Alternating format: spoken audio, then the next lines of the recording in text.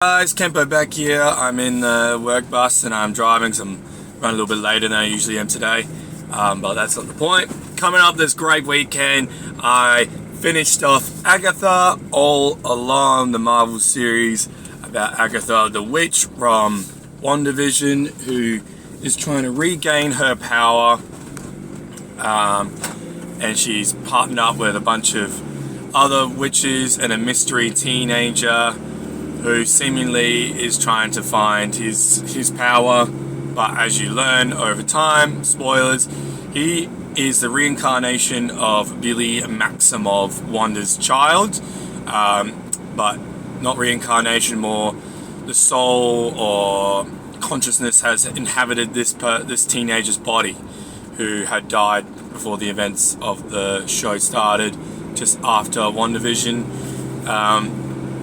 And it's how he wants to try to find his brother Tommy, who in the very end, I think I guessed it on the other videos, saying that Tommy, he would find a lead on Tommy at the end of it. And I did say either Agatha was going to die, and technically she did die. She sacrificed herself for Billy, but managed to find a way to get Billy to make her into a ghost or something like that. Yeah, so that was kind of what I took out of it, like use Billy's power to make her a body as a ghost. And now they're a duo trying to find Tommy at the very end.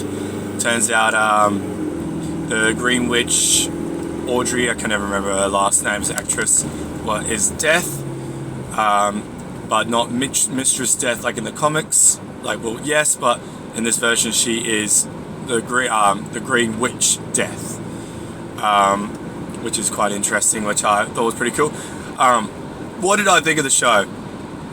Like I said before, it was good, not great, not bad. If you want to, if you're, would I recommend it to others? If you're a Marvel Cinematic Universe guy and you want to know, just want to keep up to date, yes, I would recommend it.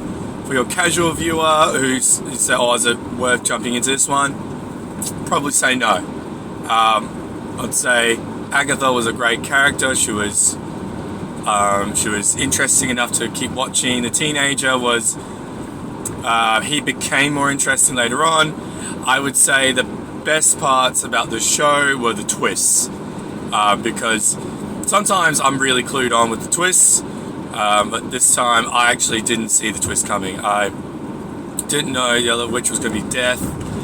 I didn't know the teenager was going to be Billy Maximoff. I didn't know that the Witch's Road was just a con for... Well, I did think it was going to be a con, but I didn't realize it was going to be related to her son, Agatha's son. The Witch's Road is just a con for her to steal witches' powers. I didn't know that, but I didn't know the extent of it.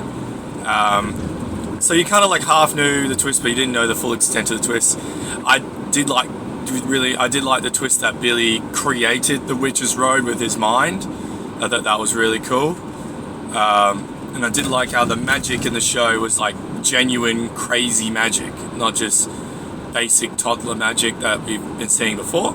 So I'll give it those props. The downside was, I couldn't even remember half the characters' names because you didn't care that much about them. They were interesting enough to keep watching. The Salem 7 were probably like the worst villains ever.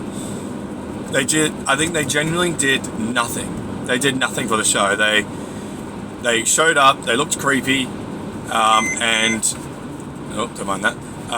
They looked creepy, and then they got killed out of nowhere. They had one little scuffle in one episode, and they got bested. One of them got bested, and then they were about to close in on them, and they died. And I was like, what was the point of them? There was really no point. There were just some... You could have literally had the show without them when you think about it. The only reason... They were all going to go into the road anyway. They're all going to go through the tests anyway. So the Salem 7 were essentially useless. Billy teaming up with Wanda in the end was kind of confusing because you like hated her, then you liked her, then you hated her, and you liked her. And it's like, dude, you gotta, I don't know. I felt like him teaming up with her in the end was a bit, I don't know, ridiculous, because he really didn't like her, and then I know he likes her again, and it's just kind of like, brother, like, do you like her or do you not like her? He keeps switching all the time. Yeah, so honestly, and the episode, the Time episode, which was episode 7, I think, or 6, 7 or 6, it was, I think that was a really good episode. It was trying to figure out what was happening to the tarot, the tarot card lady. That was pretty cool. See, don't remember her name, but that was a pretty good episode. But honestly, if I had to give it a rating out of 10, I'll give it a 6.5 out of 10. Like, it wasn't quite a 7, but it wasn't average. So it was like in between. It was like good, but not great. I am excited, not excited. I'm interested to see what happens later on. As a Marvel hard nut, I'm going to keep watching the shows anyway. But honestly, you could skip this show if you really wanted to. Don't really see how they'll probably have some recap somehow in one of the next shows or movies. So you could skip it if you wanted to, but if you're a hardcore nut, you might as well watch it.